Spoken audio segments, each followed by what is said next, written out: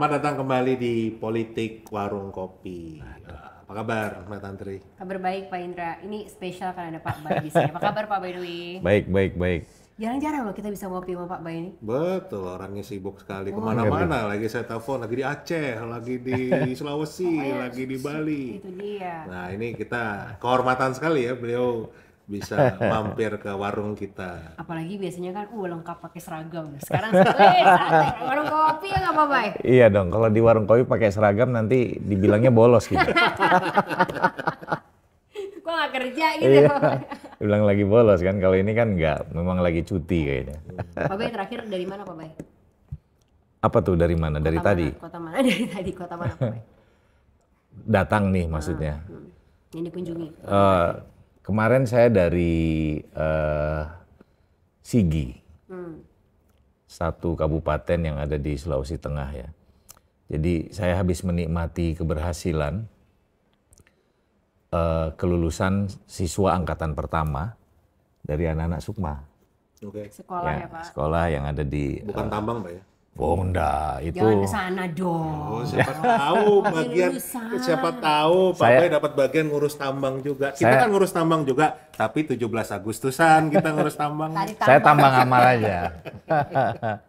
Jadi menikmati hasil itu kelihatan sekali. Jadi anak-anak yang baru 3 tahun sekolah kita buka, kemudian anak-anak ikut ujian kemarin lulus 58. Tapi yang SMA ada 28 orang lulus gitu. Yang membanggakan itu dari 28, 24 diterima di Tadulako. Ikut ke Universitas Negeri kan. Padahal ini anak-anak yang ya sangat minim. Yang saya saksikan adalah bahwa kegembiraan luar biasa karena orang tuanya nggak pernah percaya anak-anaknya bisa berprestasi seperti itu. Ini kenapa saya yang terharu ya dengernya? Jangankan tantri, jadi gubernur waktu hadir di situ ada 2 anak pidato, bukan pidato, saya sebetulnya hanya bercerita saja dia datang dari keluarga apa dan apa yang dia rasakan selama 3 tahun. Ada satu anak SMP lulus masuk ke SMA, dia bilang saya nggak pernah membayangkan bisa ikut lomba dan bisa ikut menjuarai lomba kimia kira-kira begitu dan mewakili Sulawesi Tengah untuk ke Jakarta, ke LIPI kalau tidak salah. Tapi dia bilang, Pak Gubernur sayangnya saya sudah bermimpi Pak, bagaimana rasanya naik pesawat, bagaimana rasanya tidur di hotel, tiba-tiba COVID Pak. Jadi saya nggak jadi berangkat waktu itu karena itu lombanya kemudian di online kan. Wah itu pengalaman yang sangat sesak. Jadi kenyataan. Belum jadi kenyataan. Mimpi yang tertunda lah bahasanya. Iya itulah.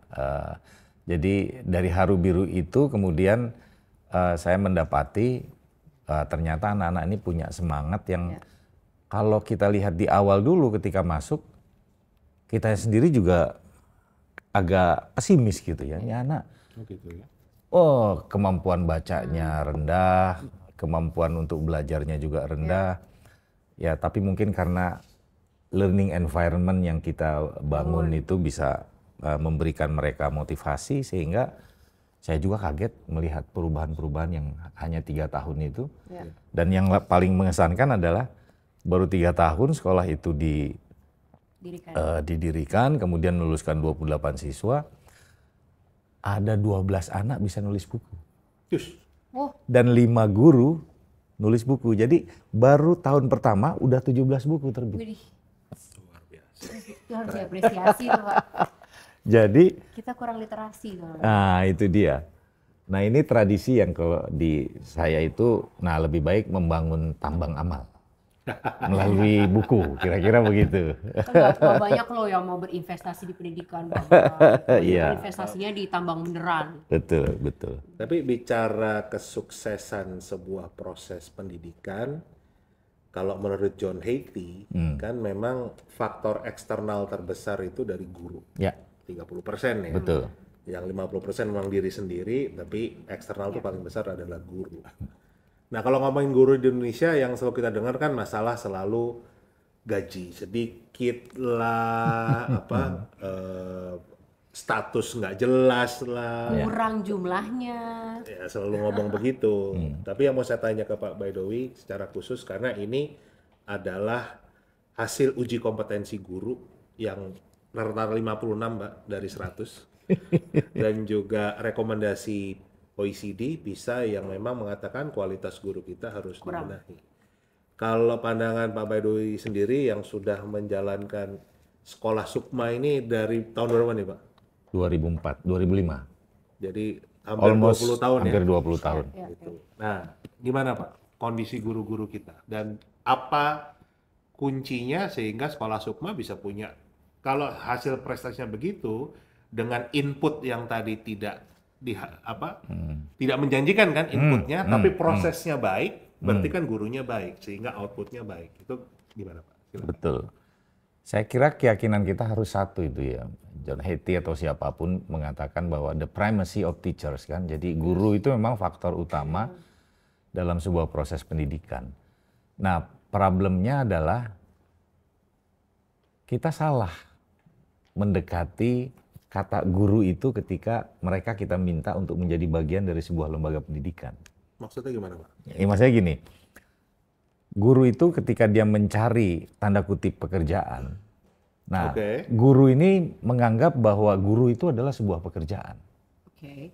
Oke, sehingga dia melamar, kemana-mana dia melamar, mungkin ke sekolah swasta, mungkin ke sekolah negeri, mungkin mau menjadi PNS, tapi backbone thinkingnya itu selalu mengatakan bahwa saya ingin mencari kerja.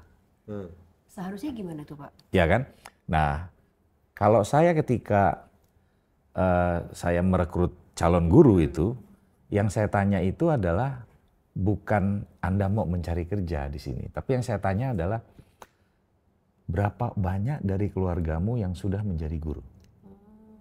DNA-nya di situ ya. Jadi saya selalu kalau uji kompetensinya kan bisa kita tes kemampuan knowledge-nya. Misalkan dia bahasa Indonesia atau fisika atau apa kita tanya, kita tes, gampang lah itu. Selesai. Tapi ketika di proses wawancara, nah kalau di Sukma ini kan agak unik ya. Jadi kita bisa menolak seseorang calon guru itu ketika kita membaca profilnya. Belum kita uji substansinya, belum kita wawancara, belum kita micro teaching. Setelah itu baru kita lakukan semacam in-house training yang cukup panjang, 6 bulan gitu. Nah, tapi salah satu pertanyaan kunci yang selalu saya ajukan itu adalah, adakah di keluargamu itu yang sudah menjadi guru? Itu membuktikan apa Pak? Kalau sudah? Nah, kalau sudah saya ingin ceritakan. Menurutmu bagaimana pamanmu, ibumu, kakekmu, atau siapa? Dan kamu punya pengalaman apa dari situ? Ya kan? Nah, yang lebih jauh lagi misalkan, saya selalu tanya, dalam pengalamanmu ketika kamu sekolah dulu, ya kan? Misalnya kamu punya guru, saya tanya, punya guru berapa Mas Indra waktu di SD? Dia bisa menghitung tuh, ada sekitar 8, 9. Terus saya tanya, yang paling mengesankanmu berapa orang? Gitu kan? Kemudian dia jawab, rata-rata yang saya tanya begitu itu nggak pernah menjawab di atas 3. Oh ya? Kenapa ya Pak ya? ini menariknya di situ. Dia bilang semua tuh anak-anak yang calon guru kalau saya tanya itu kesannya terhadap guru-guru dia waktu di SD, di SMP, di SMA itu negatif. Ya jadi ini kan temuan yang ya nggak ada basis risetnya, tapi ini kan hanya di skala kecil ya di sekolah Sukma. Tapi aku jadi mikir juga sih, diingetin guru-guru saya apa iya ya negatif apa positif. Nah gitu kan. Iya, ya. Coba Tantri. Indra juga nggak sama nggak? Bisa nggak cerita misalkan Indra di SD punya guru yang bisa memberi inspirasi nggak? Ada nggak? Ada. Iya kan? Banyak mungkin kan kalau orang sekali berindra. Tantri juga begitu. Tapi kalau orang sekedar seperti saya yang sekolahnya di SD negeri tahun 70-an, ketika misalkan ilmu pedagogis, didaktika dan lain sebagainya belum begitu berkembang itu, maka yang berkembang itu adalah pengajaran model kolonial kan. Pokoknya kalau anak nggak masuk, sabat, kira-kira begitu ya kan. Ini kan impresi yang, ya kan. Nah, guru ini kan biasanya dikenal seperti itu. Nah, lama-lama guru ini bukan sebagai apa istilahnya beruf gitu, kayak panggilan ya, tapi dia menjadi semacam profesi. Ya kan? Nah, karena itu di undang-undang kita kemudian ujungnya adalah profesi guru disebut. Nah, ini menurut saya ini salah satu langkah yang sangat konyol mengatakan bahwa guru itu adalah sebuah profesi. Nah, kita tidak ingin mengambil atau tidak ingin mengatakan guru itu sebagai profesi. Guru buat saya itu adalah pengabdian. Oke, nah dari awal itu ketika kita berinteraksi dengan calon guru kalau di Sukma itu, saya udah bisa tahu misalkan, oh iya. Jadi impresi itu jauh lebih penting. Itu modalitasnya tuh. Iya kan? Begitu dia bilang, dia bisa bercerita yang negatif berapa orang, dia bisa bercerita yang positif berapa orang, ambil satu sampelnya, itu membuktikan bahwa dia itu melihat gitu. Dan kemudian nanti ketika dia menginternalisasi menjadi guru, nah kira-kira dia mau mengambil model yang mana, kira-kira begitu. Nah problemnya adalah ketika proses guru diseleksi di dalam tatanan pendidikan kita ini, adakah proses semacam itu? Itu pertanyaan dasarnya kan? Kayaknya nggak ada sih Pak. Iya kan? Saya pernah dibaliknya begini. Kalau Pak Bedowi pernah nggak punya guru yang lebih banyak yang mana, yang negatif atau positif waktu SD? Saya bilang semuanya negatif, karena semua membuli saya. Saya nggak punya sepatu gitu misalkan ya kan, saya selalu datang terlambat gitu kan. Karena apa? Karena saya sering sakit. Saya bilang gitu. Sehingga teman-teman saya juga bully saya. Tapi di antara sekian banyak guru itu, ada satu guru itu dalam ingatan saya kencang sekali, itu tahun 74 nih. Indra udah lahir tahun 74 ya? Belum. Kira-kira. Belum, Pak. Dia tua aja Pak. SD gitu kan. Seorang guru di tahun 74 namanya Pak Sarmili. Guru olahraga. Badannya kekar tinggi. Setiap kali anak diajak berolahraga ke lapangan itu, dia tahu saya nggak bisa lari satu putaran lapangan itu. Padahal lapangan kasti, Indra. Kan kecil tuh. Betul. Saya nggak sanggup. Ya kan, akhirnya dia bilang, wah ini saya dipanggilnya Babai. Wah Babai ini nggak bisa dia olahraga. Teman-teman saya juga lihat, ini anak sakit nih pasti gitu. Tapi dia punya cara lain. Nah ini meskipun guru olahraga, dia ini perokok ulung. Wow. Oke. Jadi dia kasih duit saya 10 rupiah yang kecil dulu itu, 10 perak itu. Dia kasih saya, baik. Kamu belikan rokok bapak di warung depan sekolah. Oh. Jadi saya suruh jalan. Gerak, Iya kan? Iya. Ketika teman-teman saya berolahraga, ini guru Sarmili ngasih saya duit 10 perak buat beli rokok. Rokoknya namanya rokok Akor. Nggak tahu kan? Nggak pernah dengar kan? Rokok Akor itu bentuknya segitiga, isinya cuma 3. Gitu kan? Oh menarik ya Pak. Iya kan? Jadi dari situ kemudian dia bisa kasih nilai saya ketika di rapot nilai saya 7, saya senang sekali. Meskipun protes teman-teman. Nggak pernah olahraga kok nilainya 7. Iya. Kata Pak Sarmili, Babai memang tidak olahraga, tapi olahraganya beli rokok. Nah jadi itu maksud saya. Nah Itu kan bagaimana guru memang mampu untuk bisa memberikan sebuah proses pendidikan dengan cara yang kreatif. Betul. Tidak one size fits all. Ya, one size fits all itu betul. Enggak. Nah, nggak semua kemudian bisa seperti itu Pak Bay. Iya, dengan kondisi-kondisi yang ada. Apalagi sekarang, ya kan?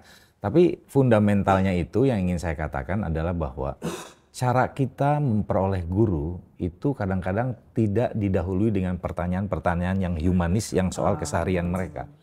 Yang ditanya itu adalah kemampuan analitiknya, kemampuan akademiknya, kayak gitu kan. Jadi yang semuanya serba ukuran yang secara ilmu pengukuran, measurement itu bisa diukur. Tapi afeksi itu nggak bisa diukur, kecuali diungkapkan. Tapi ada teman saya, HRD sekolah swasta, nanyanya sama kayak Pak Bay. Ada nggak keluarga kamu yang pernah jadi guru? Terus? Kenapa dia nyari yang begitu? Biar mau dibayar murah sama telat. Udah biasa.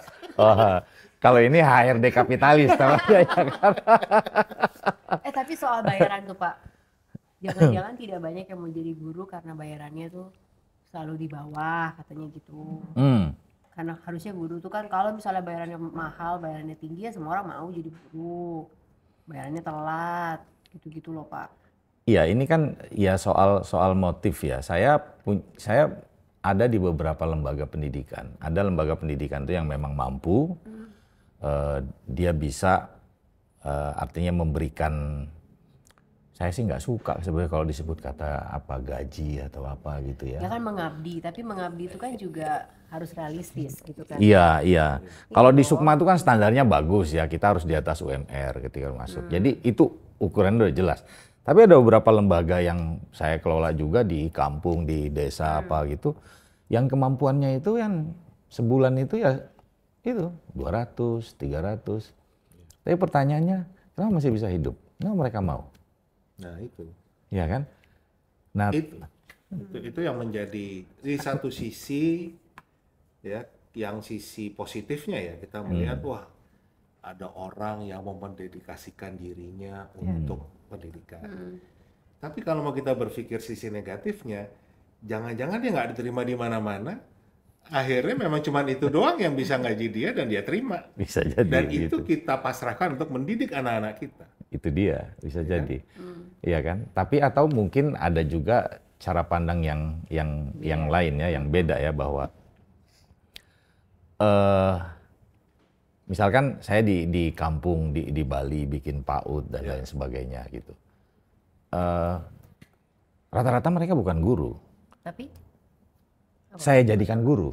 Masyarakat Sekitar kan gitu kan. Ketika saya ajak mau nggak ini untuk bagaimana bekerja dengan masyarakat, mereka mau. Tapi ya itu tadi, reward yang saya kasih itu bukan soal dalam bentuk gaji, tapi misalkan kamu kan sekarang baru lulusan SMA atau lulusan Aliyah, ikut di sini, saya jamin tahun depan kalau kamu baik, kita kasih beasiswa untuk ke S1 dan lain sebagainya. Jadi tetap ada lah reward. ada reward. Nah, sistem itu menurut saya harus bisa dikembangkan gitu. Guru-guru Indonesia tuh gampang, Pak. Dulu zaman Orde Baru tuh karena negara nggak punya duit, dikasih aja gelar pahlawan tanpa tanda jasa. Padahal cuma karena nggak ada duit aja. Tapi memang itu mungkin perspektif yang dari sekarang ya. Tapi kalau perspektif yang saya alami, ayah saya seorang guru. Gurunya itu guru PGA, tahu nggak PGA? Guru agama.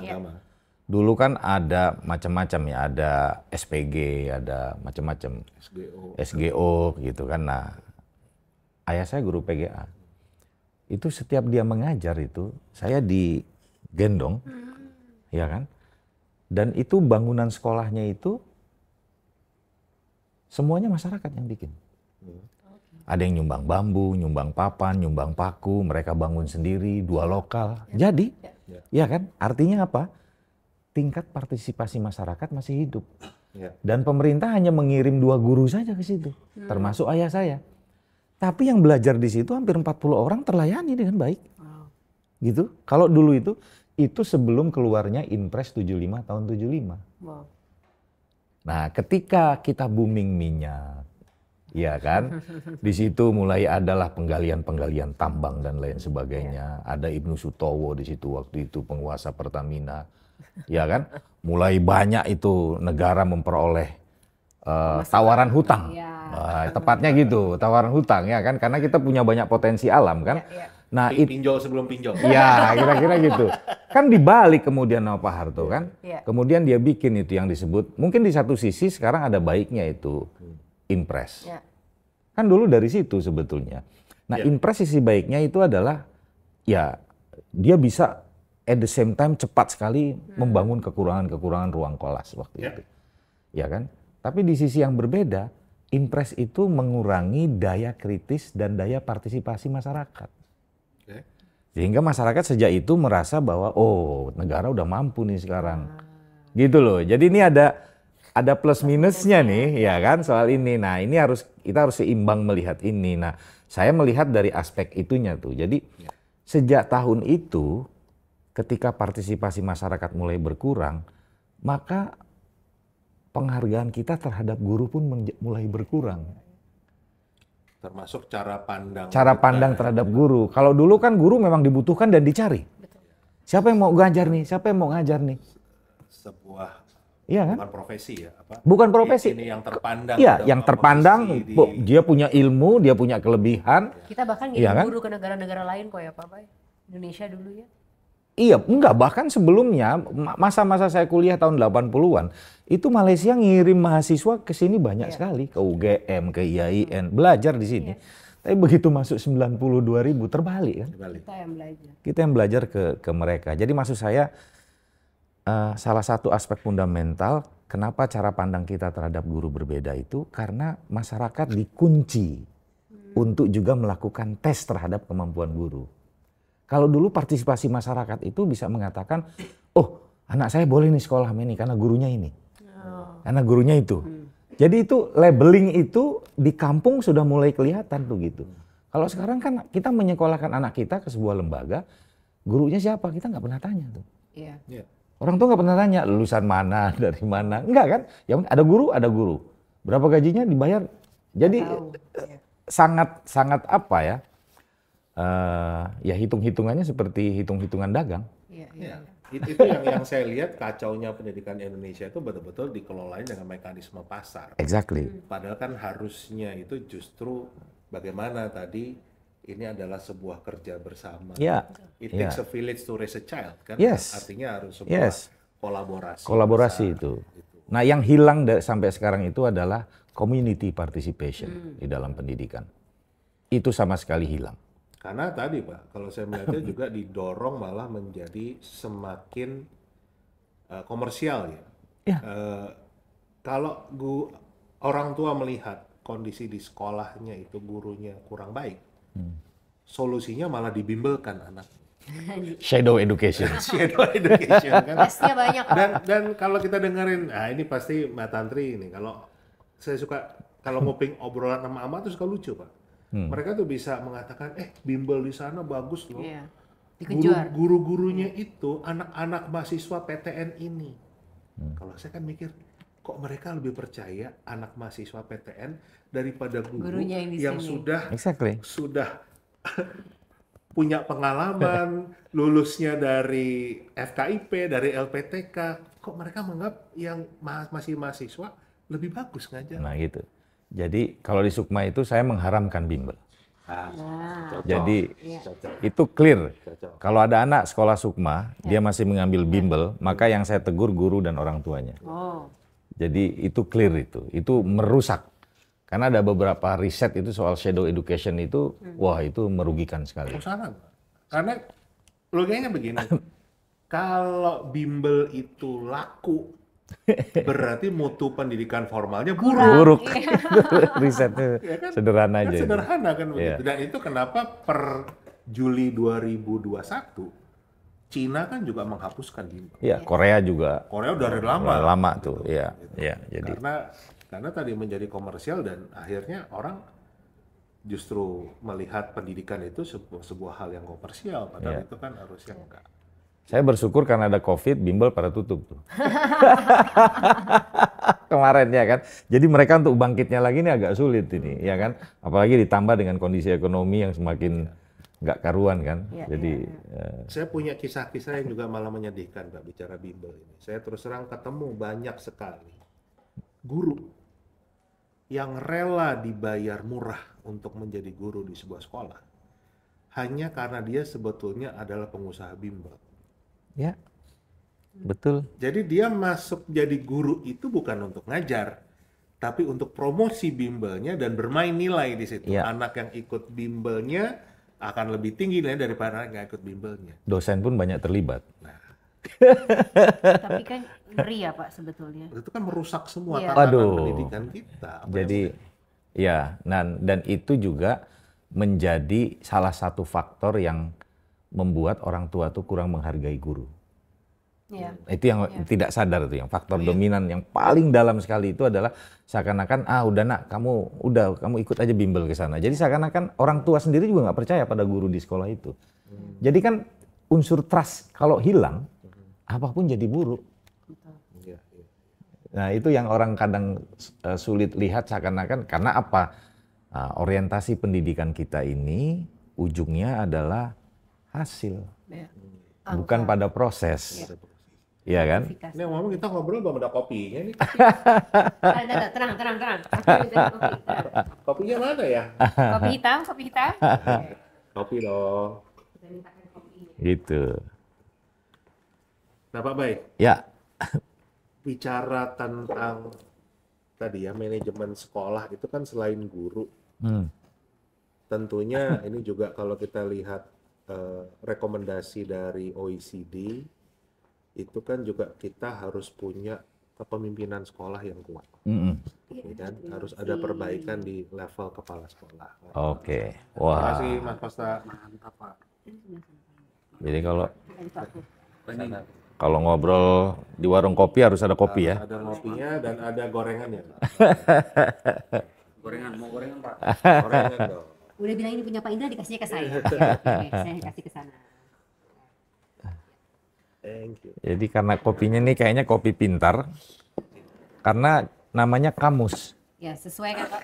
Kamus kopi. Kamus kopi. Ini dari Kamus kopi. Silakan Pak. Kopi ini Oke, dari oke, asli oke. Pak ya Pak. Kita santai aja. Gorengannya silakan loh Pak. Nanti akan dikasih Iya, iya, Ini iya. datang. Ini dia. Jadi gimana itu tadi, Indra, soal Kepala sekolah ini, saya melihat aturan pendidikan di Indonesia, suka ketawa sendiri Pak. Bagian mana yang paling ini? Loh, di Indonesia itu kepala sekolah adalah guru yang diberikan tugas tambahan. ya? Oh iya, banyak Pak. Padahal skill setnya berbeda. Ya. Gitu. Betul nggak Pak? Pak Bay, Betul, coba. betul. Gimana pengalaman Pak Bay dan juga ilmunya Pak Bay lah Enggak. untuk sekolah. Yang lucu, Bu Indra tadi bilang kan pengen ketawa sendiri itu. Iya. Kalau saya pengen menangis sendiri juga. Ya satu ketawa satu nangis di pojokan dua-duanya. Oke, yang itu bagian ketawa yang itu. Kalau Pak Bay bagian nangis yang mana? Saya gini, misalkan. Jadi, ya itu yang dibilang Indra tuh betul. Jadi, misalkan secara regulatif, kalau kita baca Undang-Undang Guru dan Dosen, 14 2015 ya kan, itu namanya guru dan dosen. Anda cari satu kosakata kepala sekolah di situ nggak ada. Nggak ada. Ngeri ya Pak. Ya kan? Nah terus ada RUU Sikdiknas. Iya. Saya cek nih, yang kemarin diajukan nih oleh menteri yang sekarang gitu untuk dilihat. Itu Anda searching gitu, kata kepala sekolah muncul satu kali. Itu pun dalam konteks dia merupakan bagian dari kepemimpinan di sekolah. Selain kepala sekolah ada kepala dinas. Nah jadi republik ini agak aneh menurut saya. Kalau dia misalkan kita founding parent kita ini para leadership hebat, ya kan, mengajarkan tipologi kepemimpinan yang baik-baik dan bagus-bagus gitu. Tapi kemudian pada skala masyarakat yang paling kecil di sekolah itu kita nggak mampu menciptakan seseorang yang bisa menjadi leaders di komunitas yang paling berharga, yaitu sekolah. Loh, sekolah itu kan school as a mirroring state gitu. As is the school, so is the state. Kira-kira begitu. Apa yang terjadi di sekolah, ya itulah yang terjadi di negara. Jadi kalau negara rusak, saya bisa pastikan sekolahnya rusak. It is as simple as that gitu. Ya kan? Nah, itu kenapa? Salah satunya adalah faktor kepemimpinan di sekolah itu yang tidak diatur regulasinya dengan jelas. Bayangkan, saya kaget ketika saya berkuliah saya ngambil school leadership. Itu kan jelas tuh, iya kan? Di Virginia University. Jadi saya tahu yang dipelajari itu termasuk public policy. Kita belajar soal itu. Namanya school leadership. Tapi kalau untuk teaching education, dia memang masuk kepada subjek. Jadi pendidikan itu kalau di sana kan dibagi dua tuh, buat ada school administration. Nah itu masuk misalkan ya kepala sekolah, dinas dan lain misalnya pengawas ya, supervisor, kira-kira begitu. Kalau teachers itu ya sendiri gitu. Teachers itu ya soal bagaimana dia menghadapi siswa, aspek pedagogisnya diperdalam, substansi diperdalam. Tapi kalau manajerial itu hal yang berbeda itu. Karena kan dia mengatur sistem yang ada di sebuah sekolah. Nah kalau di Indonesia ini ya memang cukup aneh. bukan cukup aneh, aneh sekali. Kepala sekolah itu nggak usah jauh-jauh kita sampai ke Papua, sampai ke Ternate ya. Ini tetangga dari Jakarta, misalnya kita jalan ke Bekasi deh, atau ke Depok deh. Itu dalam 4 tahun, kepala sekolah bisa berganti 3 kali, 4 kali. Kewenangannya ada di siapa? Ada di wali kota. Ada. Jadi kenapa diangkat? Kenapa tidak diangkat? Lah ini soal like and dislike. Jadi itu di mana-mana, bahkan saya mohon maaf sekali. Ada tarifnya untuk jadi kepala sekolah. Saya kayak di Bekasi apa itu banyak itu. Misalkan selama ini ada rumors yang mengatakan itu. Kalau untuk menjadi kepala sekolah dengan jumlah siswa di atas 700, tarifnya sekian, kira-kira begitu. Karena asumsinya adalah kalau dia punya siswa banyak, dia akan menerima dana BOS banyak, kira-kira begitu. Nah, dana BOS itu yang kemudian dikutili, dikuliti gitu. Nah, ini jadi menurut saya model bagaimana. Nah, Indonesia ini sama sekali kalau kita lihat yang saya bilang saya mau menangis itu, ke semua kampus yang peduli pada pendidikan, dulu IKIP, ya kan, sekarang berubah jadi universitas. Mau di Jakarta, mau di Bandung, mau di mana itu sama sekali nggak ada program yang secara khusus untuk school leadership. Semuanya adalah soal bagaimana mengajar. Karena kan tadi Pak, guru yang diberikan tugas tambahan. Ya itu dia. Jadi, nah di situ agak ribetnya. Jadi selama kita belum bisa menyelesaikan pembeda ini secara clear gitu, sehingga misalkan kalau kita mau masuk lagi ke dalam nanti ke Undang-Undang Otonomi Daerah, kenapa nggak kita tarik sih soal guru ini ke pusat lagi gitu. Salah satunya bisa caranya begitu, jangan diserahkan lagi kepada daerah, sehingga ketika kita misalkan bagaimana mendistribusi guru dan lain sebagainya, kita lebih mudah, ya kan? Kayaknya nggak saatnya deh Indonesia ini gurunya didesentralisasi. Begitu didesentralisasi, pernak-perniknya itu dengan politik lokal itu tinggi banget. Begitu gubernur atau bupati atau wali kota terpilih, maka tim suksesnya akan menguasai dinas-dinas ini. Oh banyak. Nggak usah gitu Pak, saya juga sering ketemu guru honorer ya, yang terus terang itu menjadi guru honorer karena tadinya adalah tim sukses kepala daerah, yang diberikan hadiah karena menjadi tim sukses, suruh jadi guru. Dapat jatah. Ya. Gila kan gitu. Yang guru suruh jadi kepala sekolah, gitu kan? Jadi, nah itu udah bukan rahasia umum di dalam dunia pendidikan kita. Nah, selama kita belum bisa memperbarui bagaimana cara kita melakukan proses hire, ya kan, terhadap kepala sekolah dengan baik, tidak ada pendidikan khusus untuk school leadership, menurut saya kita nggak akan sulit majunya, ya kan? Apa yang kita diskusikan ini kan sebetulnya berarti politik pendidikan. Ya. Ya kan, berarti ini harus sesuatu yang dibahas dalam ranah politik. Ya kan? Ya. Kenapa sih Pak selama ini politikus kita kayaknya nggak ada yang serius ngurusin pendidikan? Nggak ada yang concern ke sana. Dengan kondisi yang seperti ini. Nah, sayangnya Anda salah bertanya ini. Kalau Anda Indra bertanya kepada politikus mungkin jawabannya langsung plak-plak-plak. Tapi karena saya tidak pernah terjun langsung menjadi politikus gitu, tapi saya hanya mengamati bagaimana politikus merespon problem-problem pendidikan. Menurut saya salah satu kesalahan fundamentalnya adalah kita malas baca. Ya kan? Jangan-jangan anggota DPR kita juga malas baca. Tergantung TA lah. Iya, maksud saya begini. Pembaca yang serius itu kan selalu dibarengi dengan critical thinking. Ya.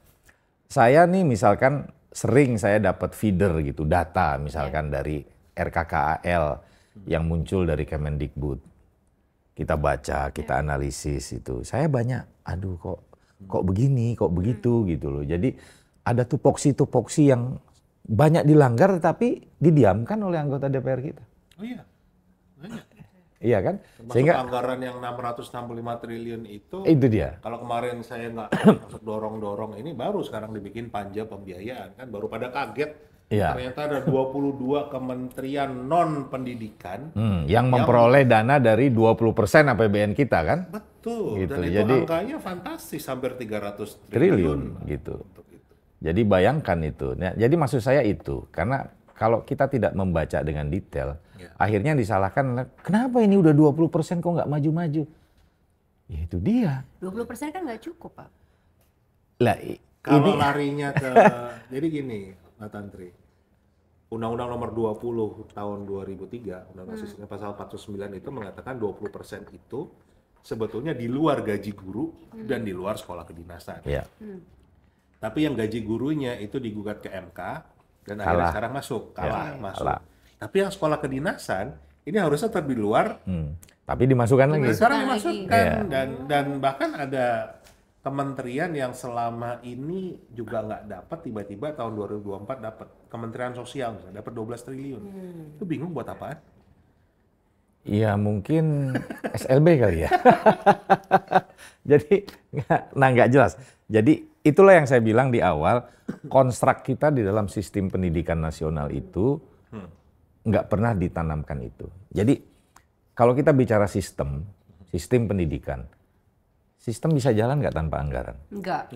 Langsung marah gitu saya. Enggak. Pertanyaannya, kenapa di dalam RUU Sikdiknas tidak ada secuil pun pembahasan soal anggaran? Menarik, iya. Nggak ada tuh, Andri. Iya. Saya amin, nggak ada. Jadi keterbukaan anggaran itu, pagunya, kemudian distribusinya, itu harusnya itu secara ketat dikatakan di dalam Undang-Undang Sisdiknas.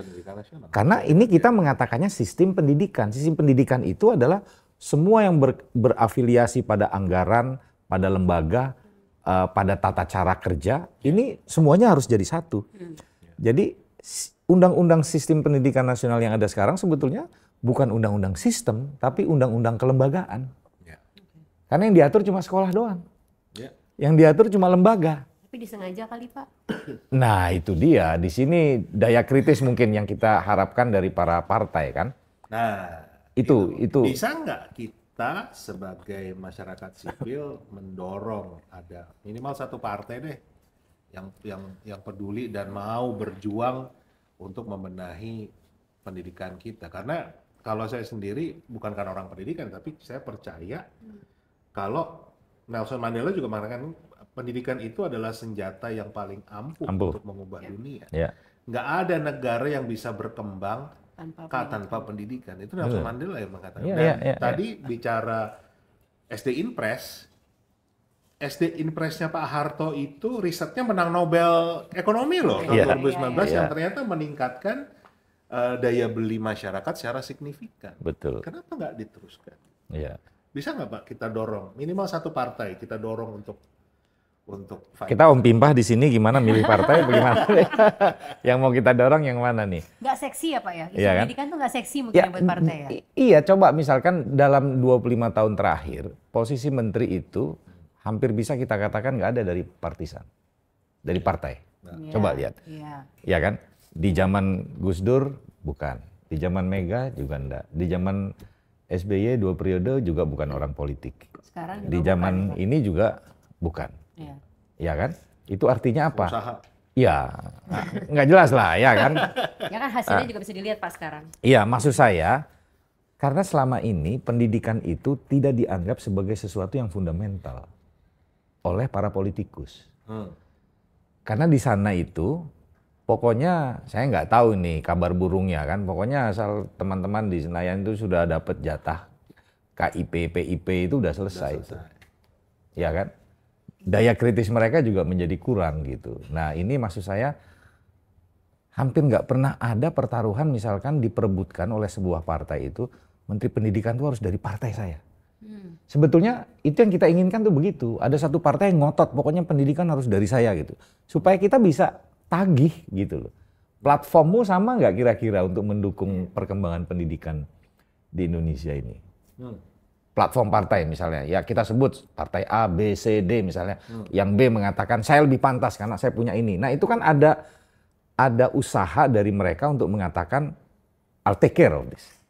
Ada keberanian kan gitu kan. Nah selama ini kan enggak toh. Orang yang diributkan ini semua sektornya adalah kalau nggak ekonomi, keamanan, hukum, politik. Yang fundamental ini nggak jadi rebutan. Begitu bermasalah, semuanya saling salahkan. Kira-kira begitu kan posisi. Nah, saya juga nggak tahu pertanyaannya nih. Lebih baik ya udah kita home pimpah aja. Kita mau menunjuk siapa nih? Nah, nanti kita lihatlah, gitu. Kalau misalkan, kalau saya sih indikatornya sederhana tuh, Indra. Kalau ada partai yang ngotot, pokoknya saya mau misalnya Presiden Prabowo Gibran kali ini kami ambil Pak. Kami mau bertanggung jawab persoalan pendidikan.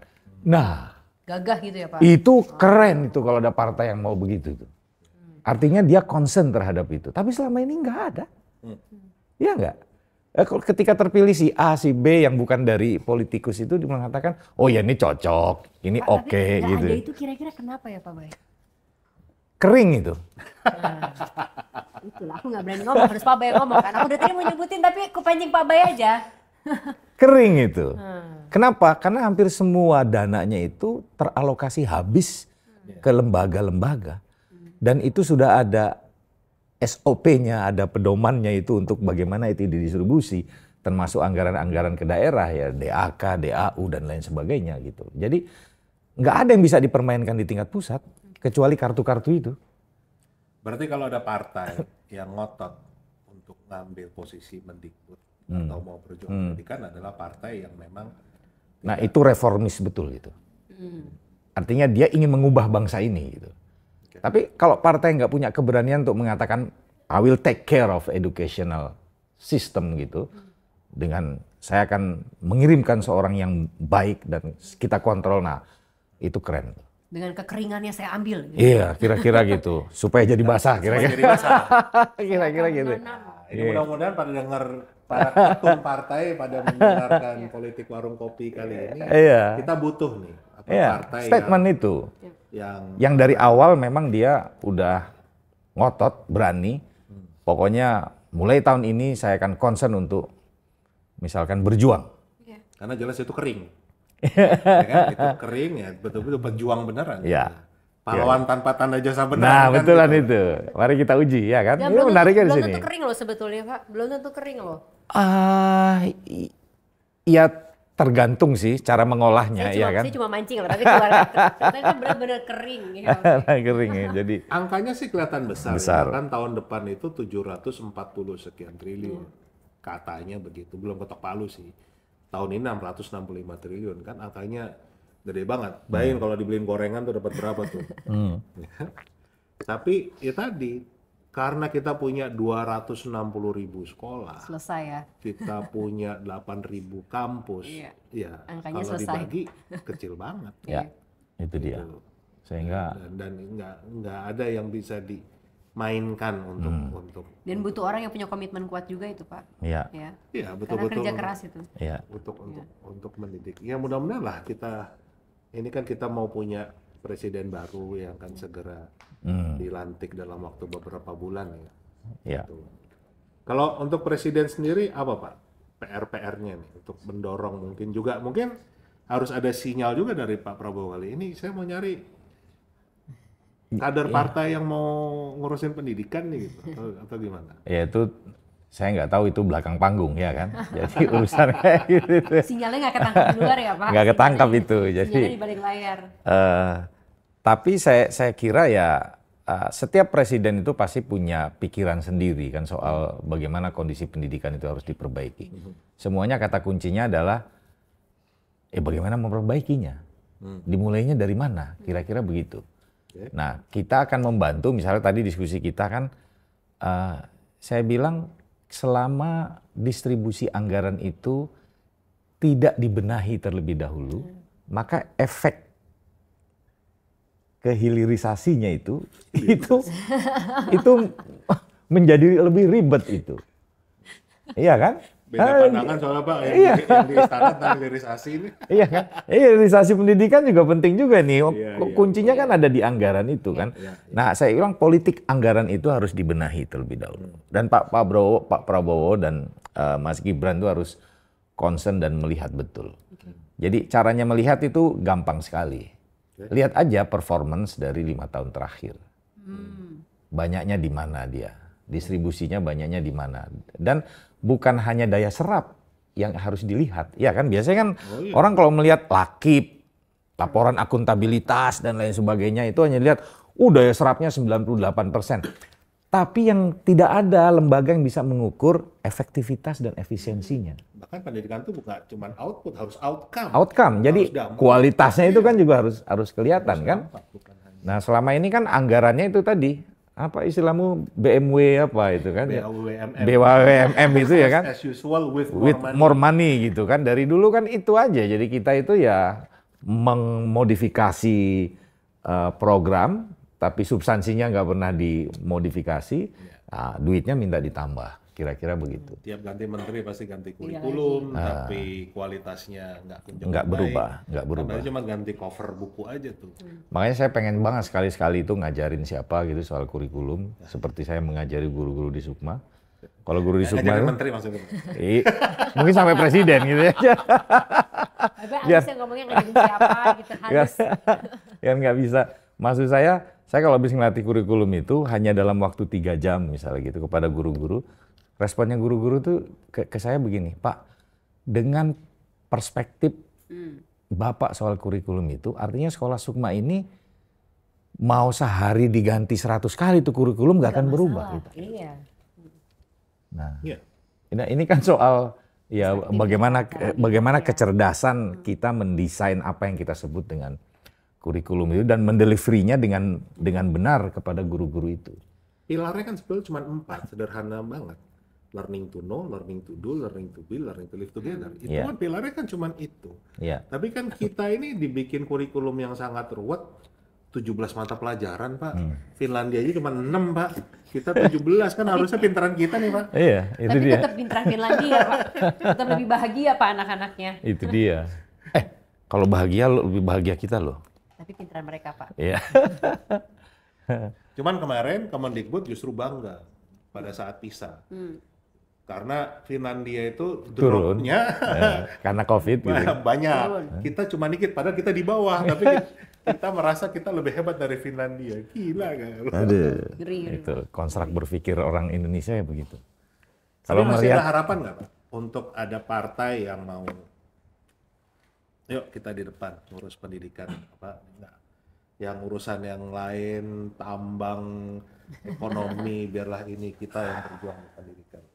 Ada harapan nggak ke situ, Pak? Iya, kalau orang Indonesia itu harapan selalu ada. Iya kan? Makanya paling bahagia ya, Pak. Iya kan? Jadi saya ingat dulu waktu pernah nonton film Robin Hood. Pernah, Pak. Yang bintangnya Kevin Costner. Pernah, Pak. Iya kan? Itu kan menarik tuh. Ya. Jadi ada I do it for you.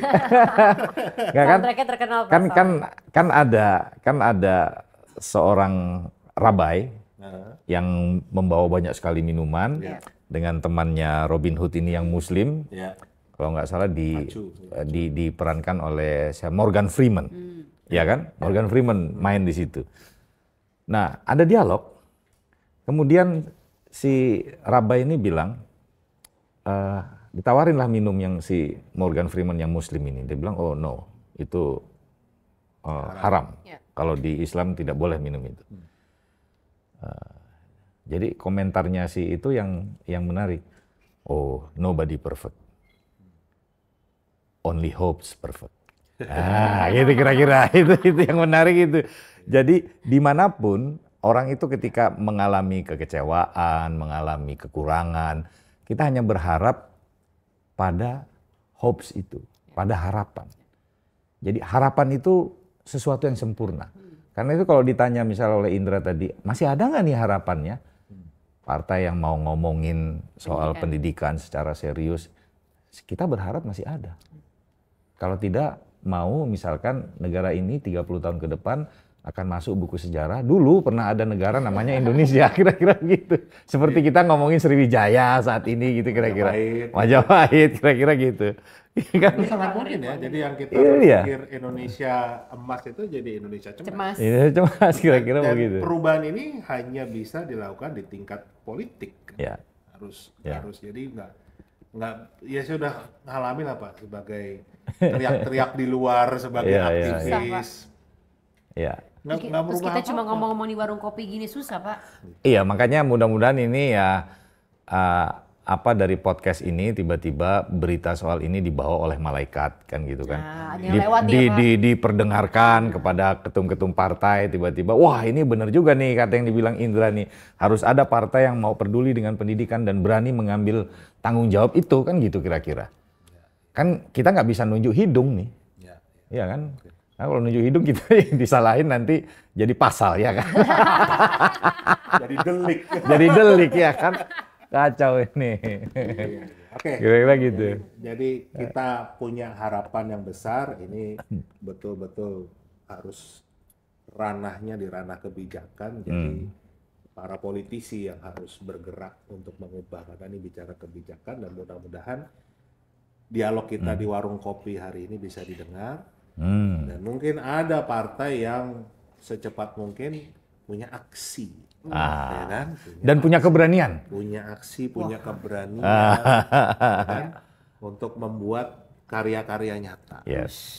Wahai para ketum-ketum partai, berbuat yang terbaiklah untuk pendidikan di Indonesia gitu kira-kira. Kira-kira begitu. Karena juga nggak ada podcast lain yang ngomongin tentang pendidikan dalam ranah politik kan. Ya.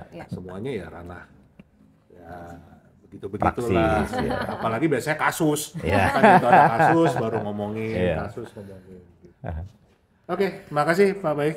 Thank you, Dra. Atas waktunya. Asik. Mudah-mudahan jangan kapok diundang. Nanti mampir lagi ya Pak Baik. Warung kopi. Warung kopi itu memang harus sering dimampiri. Nah gitu dong Pak Baik. Harus Gorengannya loh Pak. Oke. Terima kasih Pak Thanks. Baik. Nanti kalau Mendikbud Menteri Pendidikan udah kepilih mampir sini lagi ya Pak Baik. Kita diskusi lagi. Kita undang menterinya. Iya. Terima kasih semuanya. Oke. Sampai jumpa lagi. Sampai jumpa. Politik Warung Kopi.